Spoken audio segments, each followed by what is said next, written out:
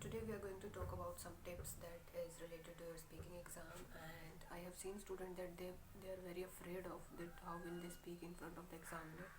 So the very first step is that make yourself comfortable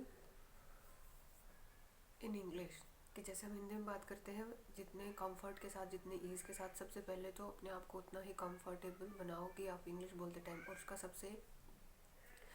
उसके लिए सबसे ज़रूरी क्या है कि जैसी भी इंग्लिश आ रही है आपको स्टार्टिंग लेवल पे जैसे भी आ रही है आपसे एरर हो रहे हैं ग्रामेटिकल एरर है या फिर वर्ड्स नहीं मिल रहे जो भी मिल रहा है उसके साथ बोलने की प्रैक्टिस करो।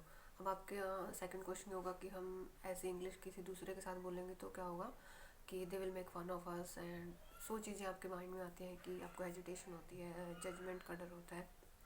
सो इन सब चीज़ों का एक ही सोल्यूशन है जो बहुत सारे स्टूडेंट ट्राई भी करते हैं और ये बहुत इफ़ेक्टिव है। अगर आप ट्राई करेंगे तो आपको क्या करना है कि आपको प्रैक्टिस करनी है मिरर के सामने। I am not joking, I am serious कि आप मिरर के सामने प्रैक्टिस करो। मिरर के सामने प्रैक्टिस करने से क्या होगा, एक तो आपको जजमेंट का डर नहीं होगा, आपको जैसे मन करेगा आप वैसे बोलने की प्रैक्टिस करेंगे। ये वो लेवल है जब आपको खुद को कंफर्ट करना है इंग्लिश बोलने में। कि क्या होता है कि कई बार जब वो एक इनिशियल लेवल होता है आपकी प्रिपरेशन का तो आप बोल ही नहीं पाते, आपको मतलब ये डर रहता है कि मतलब अटक जाते हो आप बीच बीच में कि आपने सेंटेंस के 2 वर्ड्स बोले और फिर अटक गए, सेंटेंस के 2 वर्ड बोले और फिर अटक गए। तो ये चीज़ दूर करने के लिए बहुत ज़रूरी है कि आप अपने आप को कंफर्टेबल करें इंग्लिश के साथ, जैसे आप हिंदी के साथ है, जैसे अपनी हिंदी या फिर कोई भी आपकी जो आपकी मदर टंग है आप उसके साथ जैसे कंफर्टेबल है वैसे ही अपने आप को कंफर्टेबल करने के लिए सब तो प्रैक्टिस करें मिरर के सामने। मिरर के सामने करने से क्या होगा कि आपको अपने फेशियल एक्सप्रेशन का पता चलेगा कि हम कैसे लग रहे हैं जब आप मिरर के सामने प्रैक्टिस करोगे। आपको अपने हैंड मूवमेंट, क्योंकि एग्ज़ाम टाइम में वैसे हम नॉर्मली किसी से बात करते हैं तो हम अपने हमारे हैंड मूवमेंट्स होते हैं वो बहुत ज़्यादा हो जाते हैं, मतलब हम उसको कंट्रोल नहीं करने की सोचते नहीं, बट एग्ज़ाम टाइम में हमें अपने हैंड मूवमेंट्स भी एक लिमिटेड ही रखने होते हैं कि हम ज़्यादा उसको जैसे हम एक फ्रेंड्स को समझाने के तरीके से ऐसे अपने करते हैं ऐसे नहीं समझा सकते। तो आपको ये सारी चीज़ें भी हेल्पफुल होगी। इन सारी चीज़ों के लिए भी आपको पता चलेगा कि आपकी बॉडी लैंग्वेज क्या है बोलने के टाइम, कि आप अपनी बॉडी लैंग्वेज को भी सुधारोगे, अपने फेशियल एक्सप्रेशंस को भी, hand movement, gesture, everything will be resolve, everything will be at perfect place when you practise in front of the mirror. दूसरी बात, हेजिटेशन का डर नहीं होगा, किसी के जजमेंट का डर नहीं होगा, जैसी भी बोलनी आ रही है। तो ये बहुत इफ़ेक्टिव टेक्निक है अगर आप इसको अप्लाई करें ऑन रेगुलर बेसिस। ज़्यादा नहीं, कम से कम 10 से 15 मिनट तो दीजिए। 10 से 15 मिनट आई गेस कम हो जाएंगे। 20 से 25 मिनट डेली खुद को दीजिए कि आप मिरर के सामने प्रैक्टिस करें।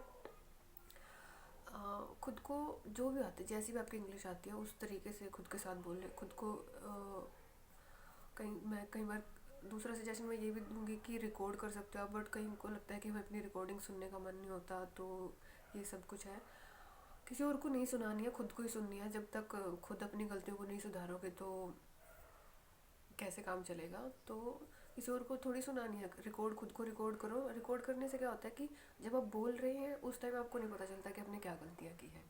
ये एक नॉर्मल टेंडेंसी है कि जब हम बोल रहे होते हैं हमें नहीं पता होता कि हमने क्या गलत बोल दिया, लेकिन जब हम अपनी रिकॉर्डेड चीज़ों को सुनते हैं या फिर आप ये नोटिस कर लेना जब आप किसी दूसरे को बोलते हुए भी सुनोगे तब आपको ज़्यादा पता चलता है कि उसकी क्या मिस्टेक्स हैं एज़ कम्पेयर कि जब आप खुद बोल रहे हो। जब आप उस टाइम आप नोटिस नहीं कर पाते इतना कि मैंने क्या गलत बोल दिया।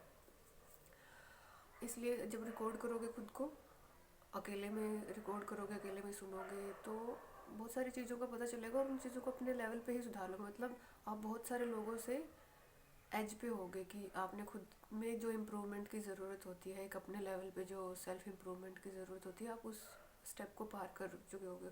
उसके बाद आ जाती हैं जैसे आपकी वोकैबुलरी, सेंटेंस स्ट्रक्चर और ग्रामर, ये सब कुछ आगे की चीज़ें हैं। सबसे पहले तो अगर जब आप कंफर्टेबल ही नहीं होगे एक लैंग्वेज में बोलने में, क्या ही उसको कॉम्प्लेक्स वर्ड यूज़ कर लोगे, क्या ही कॉम्प्लेक्स सेंटेंस स्ट्रक्चर यूज़ कर लोगे।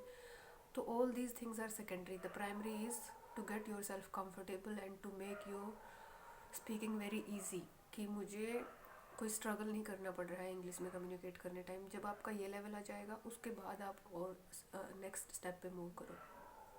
So all in all this was my advice for all of you. I hope ये आप सबके लिए काम करेगी जब आप इसको इम्प्लीमेंट करोगे। अगर कुछ इम्प्लीमेंट ही नहीं करोगे तो कुछ नहीं होने वाला। तैयारी करने के लिए अपनी कुछ फ्लॉज को, अपने फॉल्ट्स को दूर करने के लिए मेहनत तो करनी पड़ती है। और इसमें तो कुछ भी ऐसा नहीं है कि किसी के पास नहीं जाना है, कुछ भी नहीं करना है, अपने लेवल पे तैयारी करनी है। ये चीज़ करके देखो तो आपको 10 से 15 दिन के ही अंदर आपको खुद से पता चलेगा कि हाँ मैं फ़र्क, आपको खुद से पता चलेगा कि हाँ कुछ फ़र्क हुआ है मेरे अंदर, कि जैसे मैं पहले अटकता था या फिर बीच में स्टक हो जाता था, तो वो चीज़ बहुत कम हो जाएगी। और प्लीज़ मुझे बताना कि ये काम भी आई है आप सबके लिए, किसी ने अप्लाई की है तो आई होप आप सबके लिए ये यूज़फुल हो। Hope for the best and good luck for everyone who are preparing for this exam. May you get your desired score.